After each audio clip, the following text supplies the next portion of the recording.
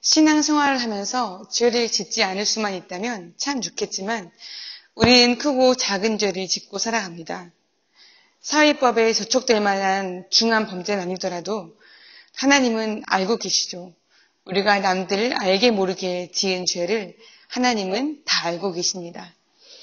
우리의 양심이 무뎌져서 어떤 죄를 저질러도 회개할 줄 모른다면 정말 그보다 더 불행한 일은 없을 것입니다. 하지만 신앙인들에게는 말씀을 들으면서 또 기도 중에 하나님이 알려주시는 것을 경험할 수 있는 기회가 있지요. 양심이 쿡쿡 찔림을 느낀다거나 나의 죄 때문에 피해받은 사람들의 얼굴이 떠오르기도 합니다. 그럴 때 우리는 자복하면서 회개를 하지 않을 수가 없지요. 주님, 잘못했습니다. 용서해 주십시오. 저의 욕심이 너무 지나쳤고 그것이 죄인 줄 알면서 멈추지 못했습니다. 용서해 주십시오. 이렇게 울면서 주님께 고백해 보신 경험이 여러분들에게도 있으실 것입니다.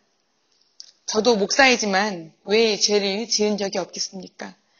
마음속으로 다른 사람들을 미워해 보기도 했었고 어렸을 때, 초등학생 때는 다른 친구에 대해서 선생님께 거짓말을 한 적도 있었습니다. 그래서 그 친구가 참 곤란해졌던 그런 일들이 있었는데요. 그때는 그게 잘못한 것인지 몰랐습니다. 나중에 25년 정도가 지났을 때 기도 중에 하나님께서 그때의 장면을 이렇게 떠오르게 해주시더라고요. 그래서 하나님께 용서를 구했고 또 그 친구에게는 연락처를 알지 못해서 아직은 미안하다고 말하지는 못했습니다. 나중에 그 친구를 만나게 되면 꼭 사과하고 싶습니다.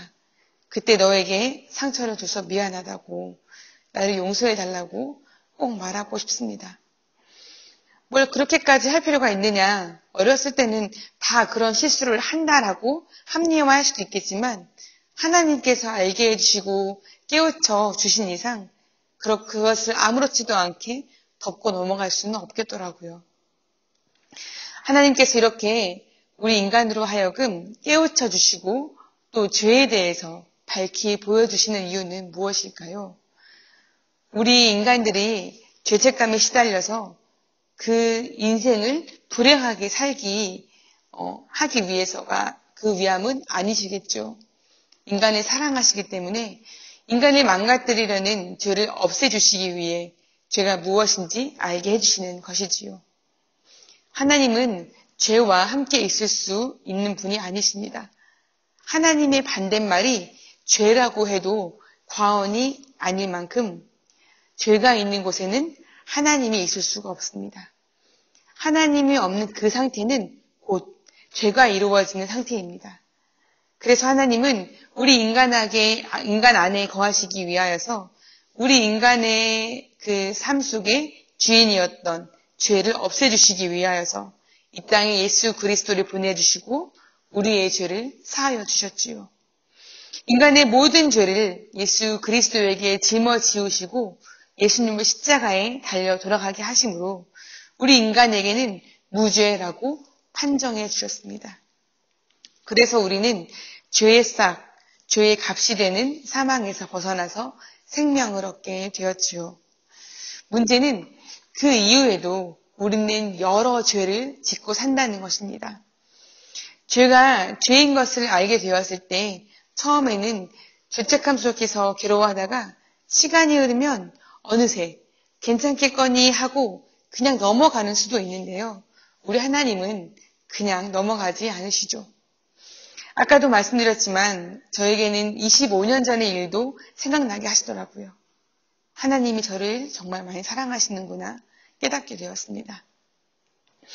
오늘 32편의 말씀은 다윗의 마스겔이라고 제목이 붙어있는 시입니다. 다윗의 교훈, 다윗의 깨달음이 담긴 시이죠. 다윗은 우리가 알고 있듯이 하나님 마음에 합한 사람이었지만 다윗의 삶을 들여다보았을 때 범죄한 것도 있었습니다. 가장 큰 범죄로 손꼽히는 것은 바로 우리아의 아내 밧세바를 취한 일이었죠. 그리고 우리아를 전쟁터에서 죽게 한 것, 이것이 얼마나 하나님의 분노를 사게 한 일이었는지 우리는 잘 알고 있습니다. 하나님은 나단 선지자를 통하여서 다윗에게 그 죄를 깨닫게 하셨고 다윗은 즉시로 주님께 회개하였지요. 그래서 성경 인물 중에 큰 죄를 저질렀지만 또 그 죄를 회개함으로써 주님과 더 가까워진 인물을 꼽으라고 한다면 다윗이 제일 먼저 떠오릅니다.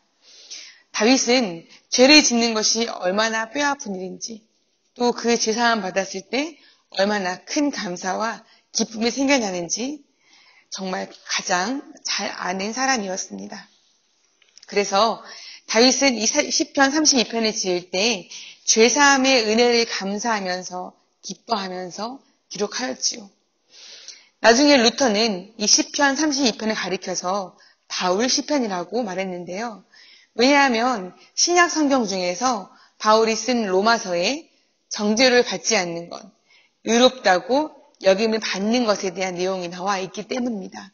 그때 바울이 이 시편 32편 말씀을 인용하고 있는데요. 그래서 루터는 훗날에 이 시편 32편이 바울 시편이라고 이렇게 이름을 딱 지어준 거죠. 오늘 말씀 1절과 2절 말씀입니다. 허물의 사함을 받고 자신의 죄가 가려진다는 복이 있고 마음에 간사함이 없고 여호와께 정죄를 당하지 아니하는 자는 복이 있도다. 이 뜻은 죄를 지었는데 그 죄가 그냥 덮어지고 우야무야 넘어가서 죄를 짓지 않은 것처럼 취급받는 사람이 복이 있다라는 말씀이 아니라 하나님께 죄사함을 받고 회개함으로 더 이상 정죄를 받지 않는 사람을 가리켜서 복이 있다고 말하는 것입니다. 죄를 지었어도 그 죄를 용서해 줄 대상이 없다는 것은 정말 인간에게 큰 불행일 텐데요. 죄를 짓고서는 죄책감 때문에 평생을 힘들게 할 수밖에 없기 때문이죠. 하지만 우리의 인간의 죄는 하나님께서 용서해 주십니다. 물론 사람에게 잘못한 것은 또 그 사람에게 용서를 구해야 하지요. 인간의 죄를 용서하시고 너는 더 이상 죄가 없다라고 깨끗하게 해주시는 하나님이 계셔서 우리 믿는 사람들은 얼마나 다행인지 모르겠습니다. 3절부터 5절까지는 죄를 지은 사람이 얼마나 깊은 고통 가운데 있는지 기록되어 있습니다. 입을 열지 아니할 때 종의 신음함으로 그 뼈가 체하였고 주님께서 깨닫게 하심으로 그 몸과 마음이 눌림을 당했다고 하지요. 그리고 그 죄인은 주님께 죄를 알고 죄악을 고백하게 됩니다. 그 이후에 하나님은 죄를 용서해 주십니다. 이 뼈아픈 경험을 통해서 사람은 하나님이 어떠한 분이신가 알게 됩니다.